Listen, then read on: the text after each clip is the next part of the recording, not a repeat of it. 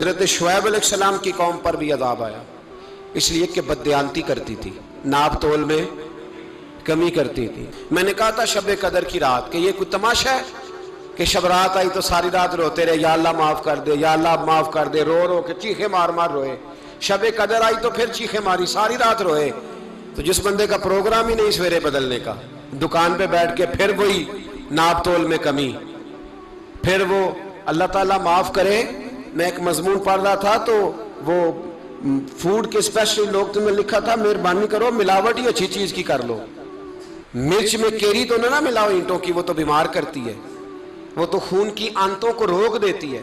وہ کہنے لگا، اور وہ کہتا ہے میں تمہیں بتاتا ہوں کون کون سی چیز ملائی جا سکتی ہے، وہ ملا لو۔ خدا را اس قوم پہ رحم کرو، مہربانی۔ ایک دوست ہے ہمارے، میں وزیر آباد میں ان کے گھر بیٹھا تھا تو ایک میڈیکل، میرا کسی شخص پہ اعتراض کرنے کا میں مجموعی بات کرتا ہوں۔ میں ایسے ڈاکٹروں کو جانتا ہوں جو اللہ تعالیٰ فضل کرے سچ مچ کے نیک ہیں، اچھے لوگ۔ تو بچے کا میڈیکل سٹور ہے، تو والد بیمار ہو گیا، تو کہتا ہے ابا جی ڈاکٹر صاحب نے کہا آپ کو ڈرپ لگنی ہے، تو سگے باپ کو ڈرپ لگانے لگا۔ تو باپ کیا کہتا ہے پتر تیری مہربانی، مینوں کوئی اصلی لائی، وہ نہ لائیں جڑی لوکاں نوں لانا ہے۔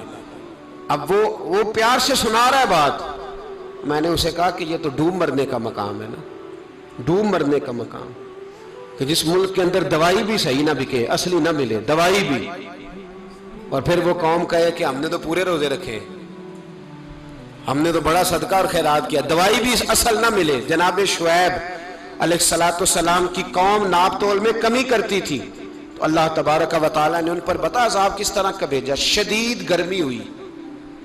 اللہ ہمیں محفوظ فرمائے، سارے آمین کہہ دیا۔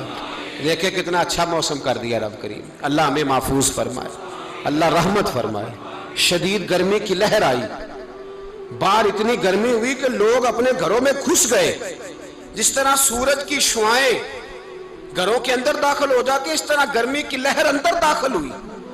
اور جس طرح کسی کو آگ لگ جائے تو وہ آدمی اچھلتا کودتا ہے نا، اس طرح یہ لوگ اچھلنے لگے اور اچھل کود کے مر گئے۔ جرم کیا تھا؟ ناپ تول میں کمی کرتے۔